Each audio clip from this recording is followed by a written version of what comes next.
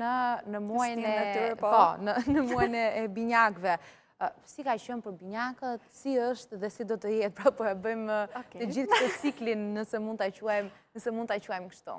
Shenja e binjakëve deri në këto momente ka pasur shumë vështirësi, sepse i duhet që të mësonte shumë gjëra, si në lidhje me veten e tij, duhet të kuptonte se ku duhet të ndryshonte, ku duhet të qëndronte.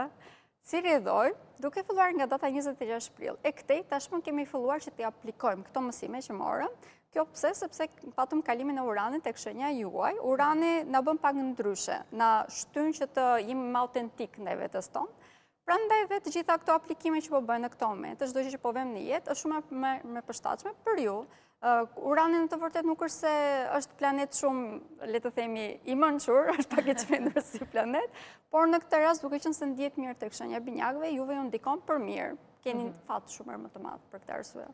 Denisa, unë në shenjë horoskopi binjakët jam, që po folëm shumë për binjakët, pastaj do quhet sikur po e mbajmë me hatër, po në profesionin tuaj ka shumë binjakë.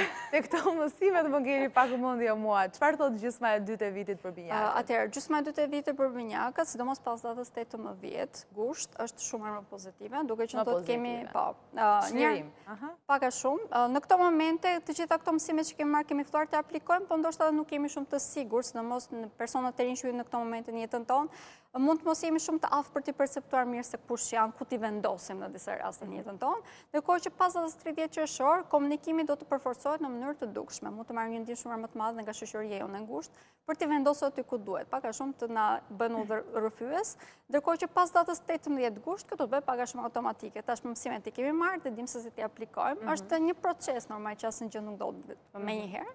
Për shenjën e binjakëve, le të themi që fillojnë datë 26 prill dhe do të vazhdoj deri për 7 vitet në vazhdim. Që ka pozitive, që ka një periudhë gjatë edhe pozitive. Tani, ndalemi te financat, se aty e kemi mendjen patjetër. Si do t'jenë financat për këtë periudhë? Ndoshta mund të ndalemi një herë që tek qershori nëse dëshiron, po pastaj edhe për pjesën tjetër të vitit, ndoshta duke i dhënë nga një detaj për shenjë, ose ndoshta edhe duke e përgjithësuar, në dorën tënde. Atëherë, në këto momente, shenjat të cilat kanë më tepër prioritet për të kryer një stabilitet ekonomik janë shenjat kardinale. Kjo do të thonë shenja e dashit është gaforia, kemi shenjën e peshorës dhe atë të britësjapit. Ndërto, shenja e dashit në këto momente po kryen stabilitet brenda familjes, dhe duke qenë se do të ndihet më i sigurt, ka më tepër mundësi që edhe financat të ketë më mirë, sepse punon me tepër qetësi. Shenja tjetër që është shenja e gaforës ka fat në këto